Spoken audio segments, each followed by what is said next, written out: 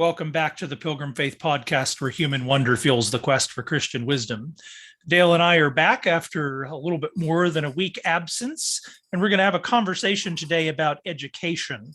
Perhaps some of our listeners were reading the story this last week that Trinity Evangelical Divinity School is having a financial crisis, and there's a lot of articles floating around the internet right now about a crisis in theological education and a crisis in theological institutions, which of course is, it's part of the larger crisis in higher education as such. And there's a lot of commentary about, what's going on there, what is causing that sort of shift in people's focus and people's investment, that kind of thing.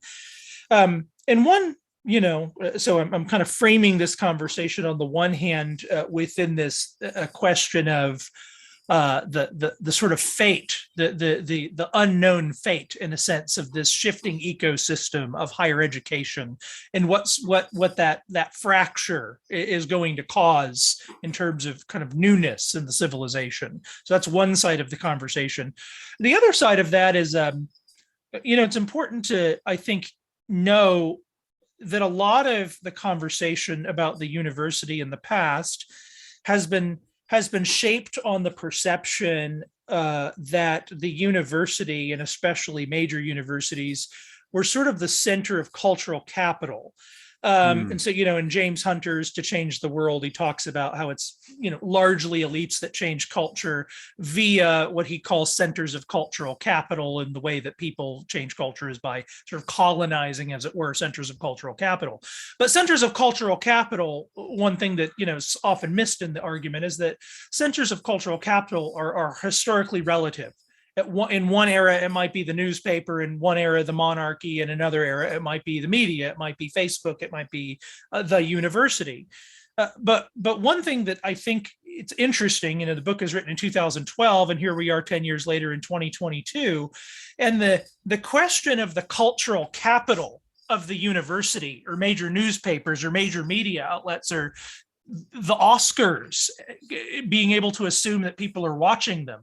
The question of cultural capital has significantly shifted in the last decade in terms of just the kind of street cred that institutions and organizations have. And so in that, a while ago, when Christians, maybe I'll put it this way, when Christians were talking about building new institutions, or in a lot of decades, let's say, when Christians have been talking about building new institutions, they've typically created kind of alter ego Christian parodies of secular institutions that were not that interesting or successful. And what you see in our moment is actually just a shifting sands in the area of just what is cultural capital, what is education, what does it mean to know, what credentials do actually represent knowing. The advent of Joe Rogan is an interesting, it's weird. It's civilizationally, we're in a weird moment. But it then opens up the question. Now we're pairing it then with this question of kind of the shifting sand of the university. It opens up the question of what the emergence of new types of cultural capital is going to look like, in conversation, in parallel, if you will, with what is the emergence of the new mode of teaching going to look like. Not assuming that the university model is all dead, or that we're not going to have regular universities still, but what is the fusion of those two things, kind of the future of at least an additional modes of education, and additional in overlap with being a new site, as it were, of cultural capital. Where's that going, I guess? Go ahead. Yeah, well, it's a good question. I don't know if I have an answer. I don't know if I've thought about it enough to have any sort of thoughtful remarks on where it's going. I guess I could point to some signposts that give us an indication on where it might be headed. But I think that requires first a sort of survey of the landscape, and just to understand what is going on with this phenomena in higher ed. You mentioned modes of education, and that's a pretty important topic. I think that would be a good jumping off point to discuss. Right. So, like, what are the modes of education that are being employed right now? I think we could probably accurately and fairly say that one of the modes of education in the university boils down to identity politics. And when you start thinking about that, it's not just sort of like the little blurbs that you catch on social media, but education is no longer pursued as an end in and of itself. Education comes from a sort of activist spirit wherein the education is giving them the tools that are necessary to bolster the thing that they are active about when they identify themselves with a particular group of people or a particular ideology or whatever. And so that's one mode of doing education. Another mode of education might be a sort of reductionist, materialistic approach where, when we talk about what a horse is, we say, well, a horse is composed of X amount of chemicals with X amount of organs, and this electrical system does this, and this biological system does that. But of course, you and I know that's not what a horse is. That's what a horse is made of. So there's this sort of like analytical approach or mode of education. It sort of pulls everything apart and lays it all out, and you really lose the meaning through the details.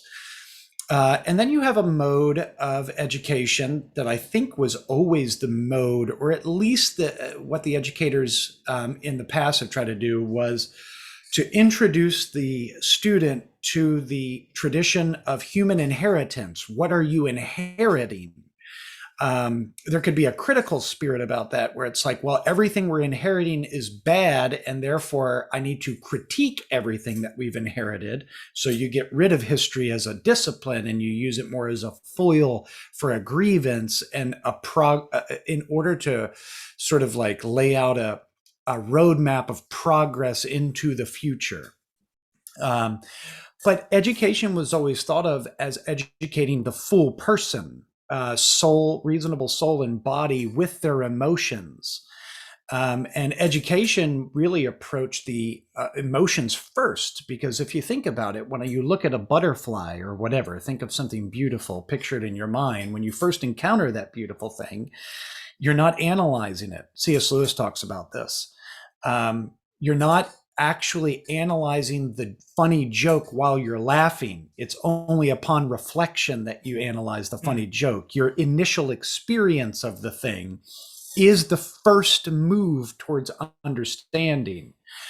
And this is what I think the previous attempts at education tried to do. They tried to take the person as they were and say, what does it mean that this thing is here, whatever it is we're discussing? And the arrival at understanding through contemplation was where they tried to lead students in order to have harmony in the soul, or peace, or shalom, or an ordered imagination. So that's another mode. So you're right, I don't know where it's going, but I do think that it's important to say there are a bunch of different modes, and it seems, at least in North America, we're trying on several of those modes. And I'm not sure that it's contributing to the flourishing and the liberation of the people, which education was always supposed to be about. It's the liberating arts, the freeing arts. Right. Yeah. So just some initial thoughts. Yeah, I think that's interesting. You talk about, and I'll mention in a moment what I meant by modes. I meant something more like the media of education are changing. In other words, from there's more, for instance, virtual media. There's more opportunities to be educated virtually, but that would have been a better word than modes. Nevertheless, on what you said, yeah, this is a big part of any conversation right now about the fate of the university. Is that it would be, I think, dishonest at this point, or at least unwise, to be in denial that there is an ideological tail wagging the the philosophical dog, if you will, and the practical dog. And of course, it could be added that, from another vantage point, I suppose you could say that in as much as what really kind of reigns in the university could be called woke capitalism, there's a pragmatic tail wagging the ideological dog. And yet neither that pragmatic or that ideology are anything that should interest any of us, or anything that is really in the interest of flourishing humans or the truth, at least in that kind of hive mind form, or that hive agenda form. And so, that's a huge part of what is creating alienation inside the university, inside of every faculty I have ever seen. It's creating students who are disinterested in the university. But I mean, you add to that interestingly, woke capitalism, right? These things are parodied. You add to that, of course, just the exorbitant cost of the university relative to its increasing valuelessness, to the increasing valuelessness of a degree on the marketplace. And what you get out of all of that is a university whose product is actually just less compelling on the marketplace. And that's just kind of the side of the question that is part of the explanation of why there's just people not going, just disinterested in going to the university. What's happening alongside of that is you seem to see the university actually losing cultural capital, to the extent, in a sense, that the university has become so driven by the marketplace, and the marketplace by wokeism. And you have that fusion, especially through kind of big government grants, entering these university bureaucracies, just as you see, I think, in a lot of big government agencies, and frankly, big business agencies. It's funny how similar that private and public places are. It tells you something, maybe. You see all those forces, and it's like, on the one hand, the university is just a less attractive place to be. On the whole, there are plenty of exceptions, and that should be said. And it's losing a kind of public credibility that's surprising. I mean, even more now, like decidedly more now, than I would say even 10 years ago. In fact, I think you were just telling me about an article before we hopped on. You were telling me about an article about how many endowments, and that's the definition of cultural capital, right? Is you got a bunch of endowments. How many endowments Harvard has lost in just the last couple of years? Like a truly stunning amount of just withheld whatever. So that all accounts for like I think a changing ecosystem of the product of public education, and what is emerging. And of course, part of that is also just the advent of the internet and all that's done to civilization. But what's emerging in that, it seems, are new cultural forms. Nobody could have predicted Facebook and Twitter as centers of, Donald Trump and Twitter don't exist without each other, as a story, at least as a narrative. And it's interesting to ask, maybe what should wise builders, in a sense, be staring at in this world to say, how do we accomplish the project of education in a way that's accessible to people in the real world, where a lot of institutions, and again, I always labor to say, not all of them, have failed. Sure. Yeah, I think you run into the problem of the chicken and the egg, right? It's almost like, what comes first? Does culture shape politics, or does politics shape culture? And in a way, you just have to say yes, right? Like they both. It's almost a reciprocal relationship. I don't know what comes first. I'm not sure. I'm sure a bunch of people have opinions. Anyway, I think that, so you're talking about cultural capital and about the future, and what do builders need to think about if they're going to build something for the future that, has cultural capital. And there's a big chunk of me that says, well, I think that what needs to take place first is a revolution of what is understood as cultural capital. So you mentioned this sort of woke capitalism, corporate capitalism that's going on in America. And unfortunately, education has become a site wherein cubicle workers for Amazon get trained. You're just pumping out degrees for people to have a American dream life, with the house and the cars and the vacations and the 2.3 kids and the things that has been sort of shaping what the American vision is for so long. And I really do think it's going to take not a revolutionary, but a reformer to come along and say education is a means in and of itself. Education recognizes that human beings have an intuitive movement that their will makes towards knowing and understanding. That's one of the things that binds us together as image bearers. We want to know. And we all have similar questions, not just us in the West. Every human that has ever lived all across the face of the planet have asked themselves, why am I here? What is my purpose? Why is there something rather than nothing? What happens after I'm dead? The big questions of life are what compelled humans to organize themselves into structured communities that sought to answer these questions, but also to answer the questions of why does a caterpillar crawl into a cocoon and then emerge as a butterfly? Why does a bear go to sleep for this many months out of the year? Why does salmon know how to swim back upstream to the place they were born to lay their own eggs before they die? What is this thing? And it was a pursuit of knowledge for the sake of the pursuit of knowledge. And then people felt more controlled with moving around in a world that they could understand a little bit better.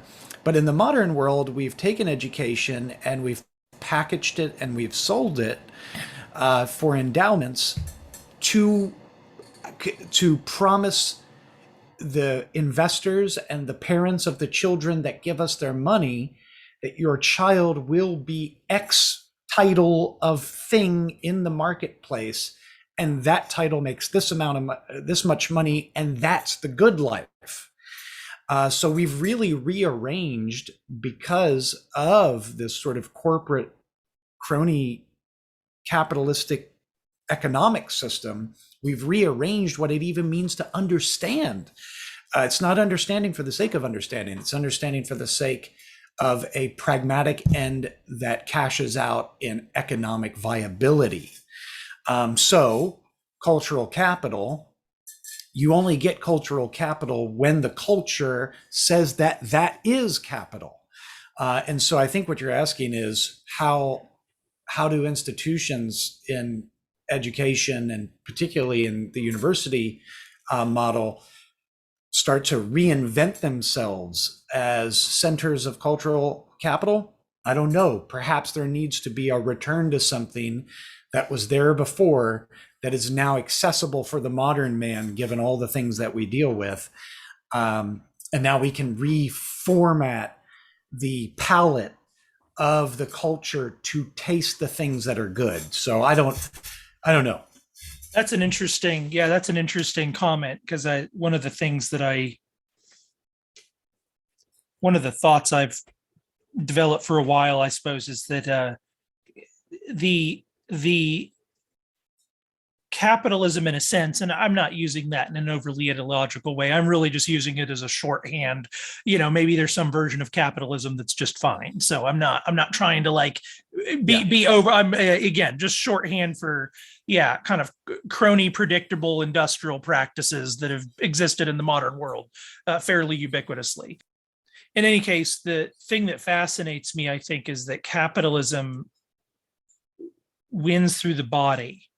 In a way, wins through appeal to the body. That's what the market is doing mostly. It does appeal to the good life, but it's appealing to a good life as measured by the body. And it's very powerful. It's very, very powerful.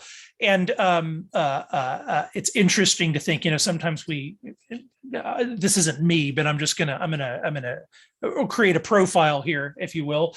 A lot of people are concerned about too much Muslim immigration, right? They're going to come over here and train their kids to be jihadists or whatever, and then blow things up or something like that.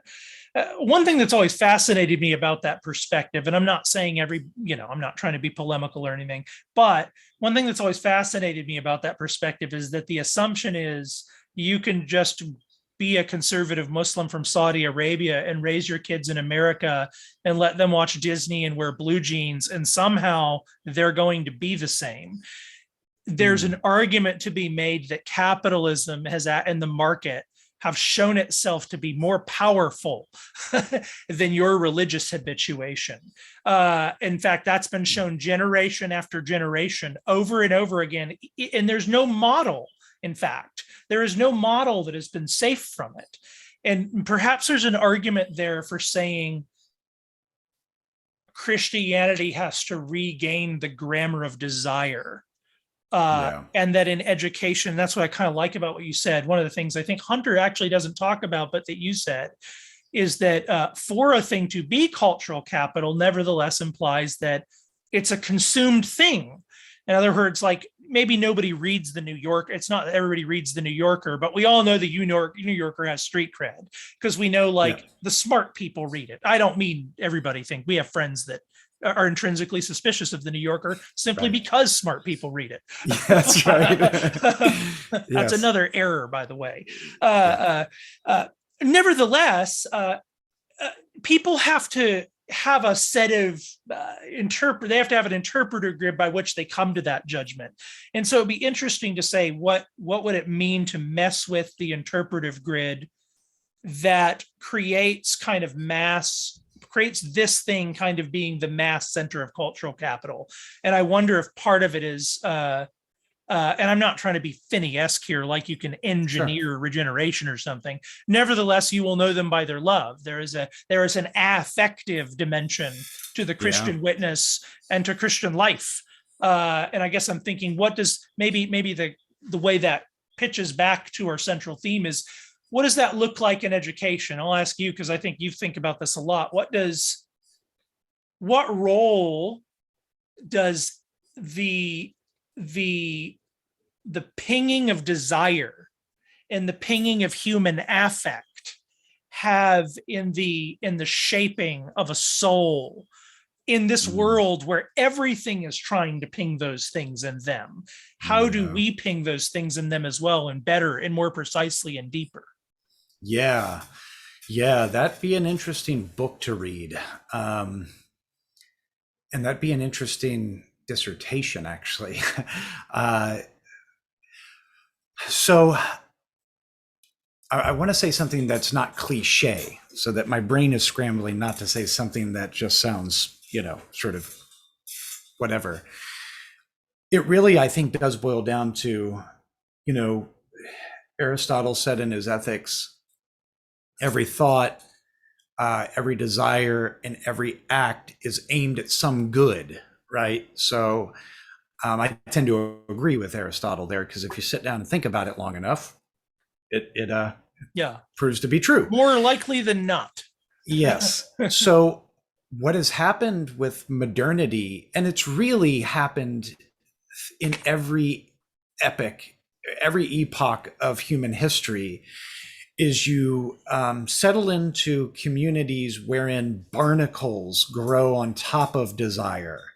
And there's always a group of thinkers that come along that have the ability to scrape off the barnacles so that the pure, hull of desire can be seen in all of its glory. I don't know what those people look like, or if there are any alive right now. Jordan Peterson might be one.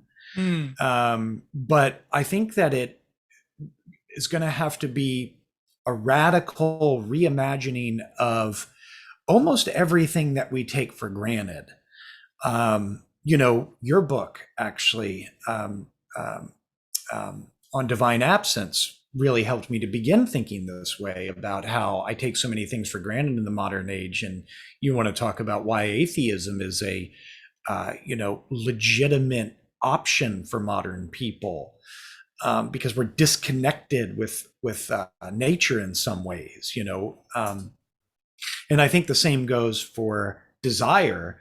We have billboards that tell us what we should desire. Billboards that whole families can look at on the side of highways with, half-naked men and women about perfect bodies and liposuction and Botox and lip treatments and and clothing, and even the idea of what a beautiful woman is. I think that it was you and I that were talking, I don't know, a while ago, and you said something that was profound. You said, "Isn't it crazy that you and I and our kids will see more beautiful women in one day than most young men or women have seen in their whole lifetime, 1,000 years ago?" Beauty is now sort of like marketed and packaged and promoted everywhere, but the emphasis on the beauty is not the beauty in and of itself, or it's merely aesthetic beauty, but that shapes the desire of, whatever, lust or sex or passion. And it's only directed one way. And then you have, pornography, and then you've got violence that's glorified and glamorized. But anyway, this is a very long-winded way for me to say it really, I believe, is going to take a stripping of the current imagination of the modern mind down to asking, and the stripping away of all of those barnacles away from that which should be desired. And the only way you're going to get there is through a Socratic sort of method of asking questions. And the problem with that is that when you begin to ask questions that hit us, and we're like, no, I don't want to answer that. You're not being forced to answer those questions anymore. You don't have to answer those questions anymore. So it takes, our last episode was on courage. It takes an enormous amount of courage to ask questions like that, and then peel away all of the assumptions that you have that revolve around our various desires, and say, why is that desirable? What makes it desirable? Is it that corporation packaged it what? I love my iPhone. Why do I look at this thing? It's so pretty, right? Is it because Apple has done a good job of marketing you're a to loser. me? I mean, that goes without saying. Yeah. But like, what is it inside of me? And I think that once you begin to answer those questions, you're at least on a journey. You're at least on a road to discovering what lays at the bottom or the base of your desires. Yeah. And that only really happens when you have a society wherein discourse and debate and conversation are promoted and encouraged. So this is perhaps where talking about the great texts is it's interesting to kind of segue this into talking about the great texts and education. And there's a couple things to say here, because in some way and you mentioned the Socratic method, in some way the only way to beat the temptation of the tasty apple that's always in front of you is to not go for the immediate, and through steps to have a sense of what is better and higher. It's easy. The temptation and sin present themselves as a step away, but wisdom feels many steps away. And one of the things that the training of desire toward vice is very quick. The training of desire toward virtue is very is full of trial and error. And so it's interesting to think that this is part of what education is for children. Part of what you're doing for children is recognizing the tendency, even good children or whatnot, but the tendency is going to be toward kind of untrained, just go after the apple, right? And so what do you have to do? You have to train desires over time. Some of that is through, I'm sorry, I'm not even going to explain it to you. You just have to be right there. But when it gets to the books, part of the role of the great books, which have to be read slowly and commiserated on, is that you learn to enjoy them the way that people learn to enjoy wine. There's it might be that the kid complains about reading for a bit or something like that, but you're training. You're training obviously the discipline of reading, but you're doing that for the sake largely to introduce them to the great texts, the Bible most of all, of course. But then, of course, classics, the content of which is also meant to ennoble the soul for the sake of the training of desire. What I would say can tend to happen, though, is that where we can become ideological about this is that becomes a sort of script. Yes. So it's like there's the classic texts and you got to go through them in this way to get to this end because we're training warriors here, blah, blah, blah, blah, blah, that sort of thing. If the goal is the ennoblement of the soul, it is the training of the soul into smelling the fragrance of reality, a whiff of which is deeper and more profound and more delightful than the offerings of these little advertisements, that sort of thing. If that is the target, then I think what you realize is that project is realizable everywhere and anywhere in some measure. It cannot be fully, ideally, you can send a kid to school. Ideally, that kid can have tutors. Ideally, they're reading classic texts. But the range of what is a classic is going to depend upon tutors. And a tutor is really, this is actually where, the first version of the hippies and the conservatives sometimes have a little bit of overlap, which is the training of wonder in a child. The hippies tended to reduce what children are, and therefore they didn't think children had any sin, and so you're just supposed to let them prance free and whatever, and that's a problem. Nevertheless, the intuition that the movement of the child is through wonder. This is why Lewis wins, right? Yeah. Is that the movement to truth is through the pinging, and we could speak of this as an affective sort, the pinging of wonder. Philosophy, the movement beyond the immediate begins in wonder, which is just short. And wonder is always prior. It's more immediate. It's in between you and the shiny thing, and can help you with beyond it in a sense. Yes. And I think so it's important to say that's what we're saying in a sense is very non-ideological. It can be a homeschool mom that just helps a child see the butterflies well and like learn to name the different kinds of bark and connect to a place, read some books, and that can fuel a whole project. And the alternative, in fact, is if you think that this is the kind of thing that can be merely engineered through doing it right, you are almost certainly not training the desires of the children. And what's going to wind up happening is your classical education, and I've seen this over and over again, your classical education program is no match for Playboy. Playboy is way more attractive than your project, but there's something more attractive than Playboy.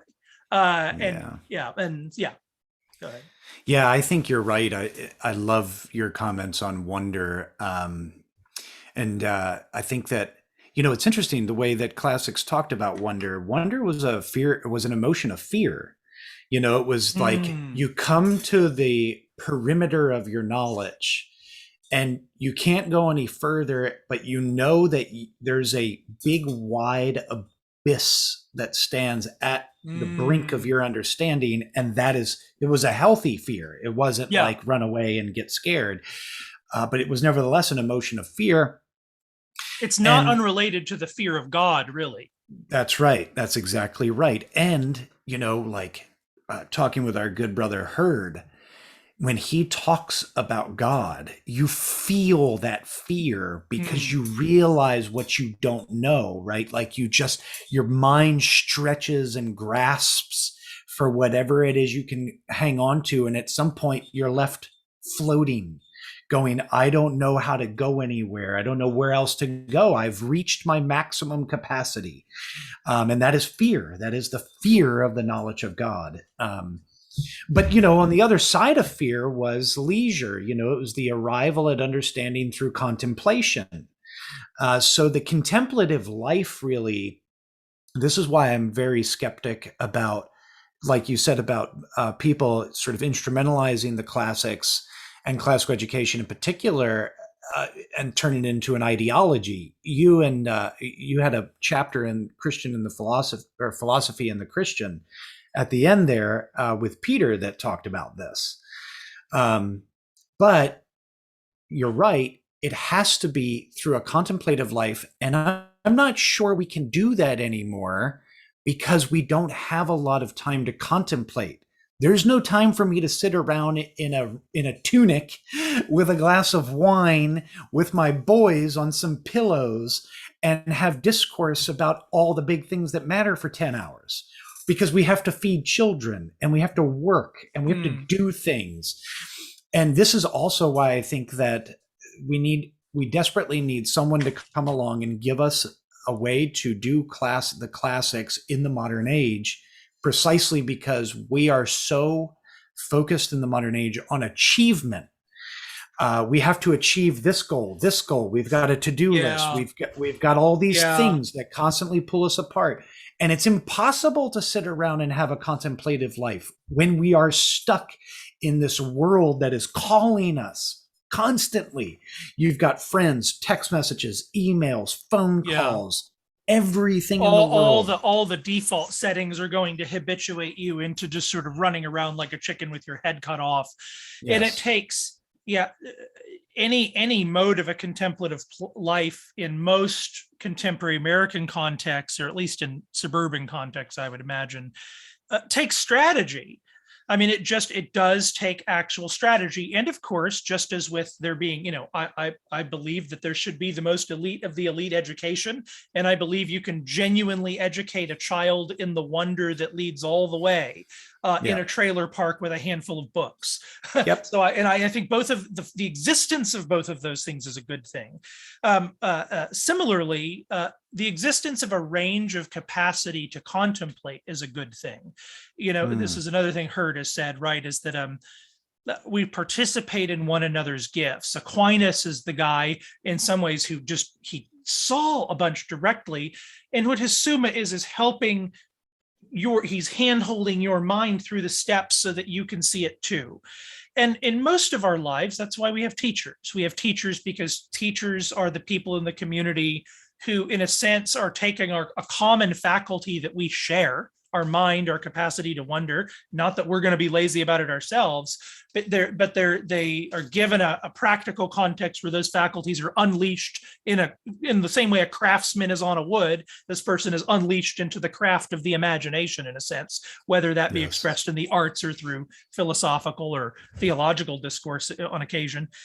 Or through the pastorate, quite frankly, through poetry. We unleash that so that it can be brought back to the community and distributed, I think, in a more mass way. And this is where you look at somebody like Lewis. Here's a person whose life is largely spent consolidating the classics, but also living them, living a real human life, really undergoing a journey of soul in conversation with the classics, in sympathy with real humans. He's a very careful reader of humans and of his context. And then what his corpus then is a translation, in a sense, to the masses, so that you don't have to go live a whole contemplative life to have some of these insights. He has helped you get them very accessibly. And you get the same thing. Actually, that's a great point. It's E equals MC. It's like for Einstein, E equals MC squared is the arrival of the journey. For us, it's the first thing we know. We start there and then we move. That's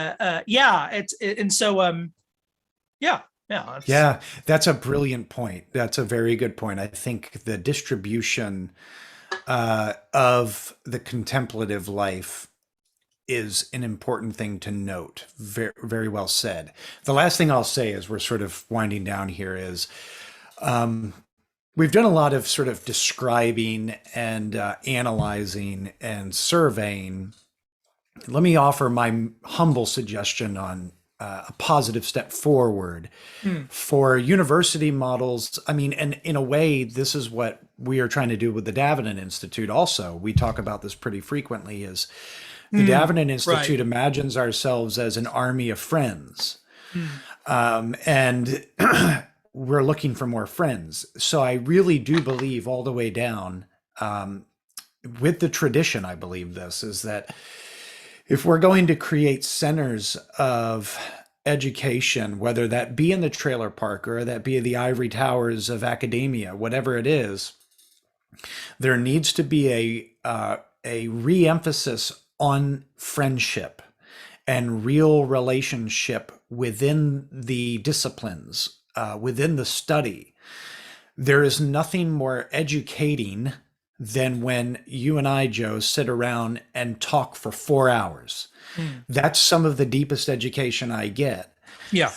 Very rarely do you walk away with understanding from a lecture hall as you do walking away from 3 hours spent with your friends that share your interest and are asking and trying to answer the same questions about life that you are. Education largely comes through conversation. One of the things I say all the time to my community is Reformation comes around a dinner room table. That's where you see the most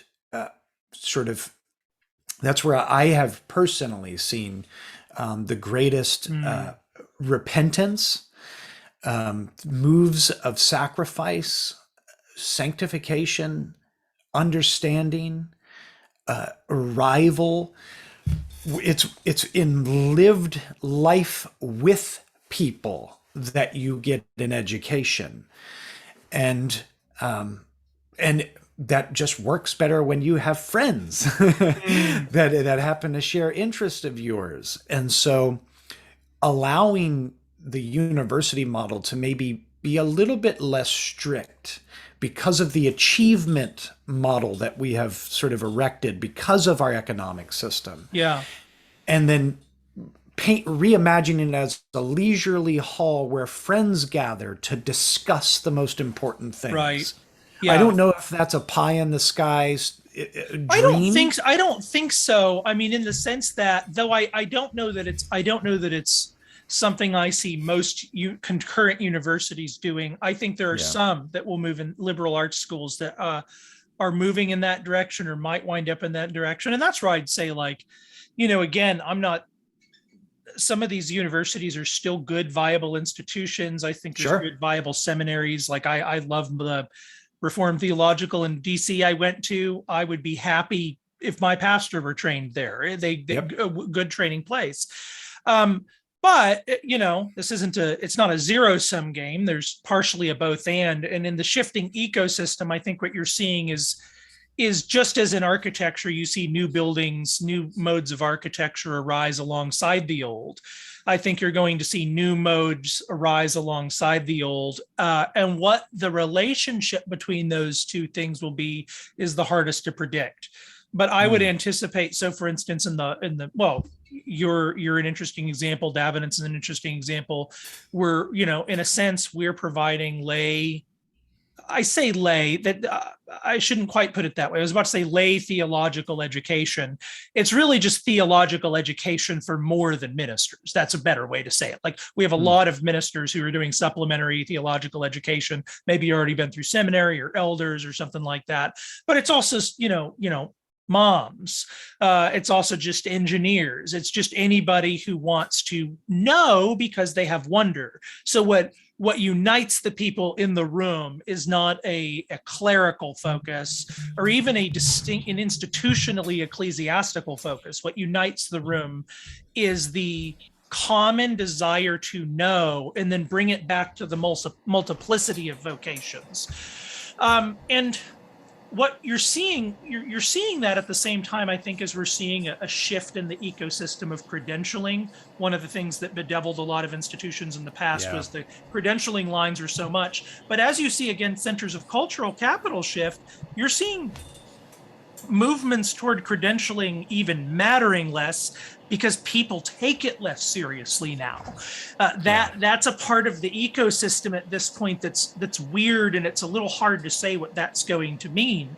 But in an institution like yours or like models, you do this I think you do 3 days a week, is that right? Which is a different model than it's kind of a hybrid model, whereas you have the more traditional model of the Christian school. You're seeing your model is a kind of new model that I think will be very successful, and you'll probably see a lot of it. And likewise, you see the movement toward pulling kids out of school and doing upper level education through online tutors. This is a huge movement, and they're good, very well trained tutors. And so I'm just seeing all of this shift in the ecosystem. Um, um, some of it's good. So what is that going to do? I wouldn't be surprised if there will be churches who send their pastors to get theologically trained in one place, get their kind of academic training over here, and get their pastoral ministerial training in a more apprenticeship style. Just as you see people, and that's kind of what people are doing with a lot of this material is, why would I spend $60,000 a year to get a bachelor's degree that's not going to help me in a marketplace? Why don't I spend $4,000 or less than that, actually, much, much less than that every year to just learn what I want to learn and then go apprentice to become an electrician for $90,000 a year, And so you're seeing that all of these kinds of hybrid ways of both getting an education and just living a normal human life. And so all of that's happening, and there's too many moving parts to really prophesy the future. I think it's an exciting time. There's a lot of risks. There's a lot of dangers. There's a lot of misfocuses. We should never get rid of the incarnate dimension to human education, the importance of the body, the importance of actual faces, the importance of sitting with one another. But there are ways of kind of combining projects to kind of get all of that for a holistic but kind of multi-parted, a kind of singular education might be, I'll put it this way, that the future model is that a kind of synthetic and singular education is achieved through a multiplicity of means that are nevertheless commonly known. You already see things like that, but something like that. Yeah, I agree that I'm excited about where it's going. I just wanted to mention one thing, because you mentioned, because I do agree that it's be a multiplicity of mediums through which education is achieved. And you mentioned online tutors. So I've got a good friend of mine named Brenton Rogers, who is building out this beautiful website called tutordig.com. If anybody wants to go check it out, I highly recommend just peeping it out. It's in the beta stage, but he's also noticing this trend and he's trying to capitalize on it. And we'll see where it goes. But I can imagine there's a bunch of other entrepreneurs that are noticing that rising space for another component in the market and trying to fill it as quickly as they can, the best way they can. So it'll be interesting. Where we go from here. So and just kind of the last note I think I'd add is that on the one hand, it could be looked at as kind of a shift in the marketplace. I think the shift in the marketplace in this case could also just be called a shift in social ecology. Whether the marketplace shifted in a sense, this thing is shifting. And in a way, the marketplace actually just has to adjust. Yep. Well, brother, thank you. This was a good conversation. Yeah. All right, everyone. Well, you can head over to Davenant on YouTube and check out our previous episodes. And this will be up on iTunes and Spotify and all of the podcast catchers. But Joe, thank you, brother. I love you. Love you too, man. And we will see you all next time. See ya.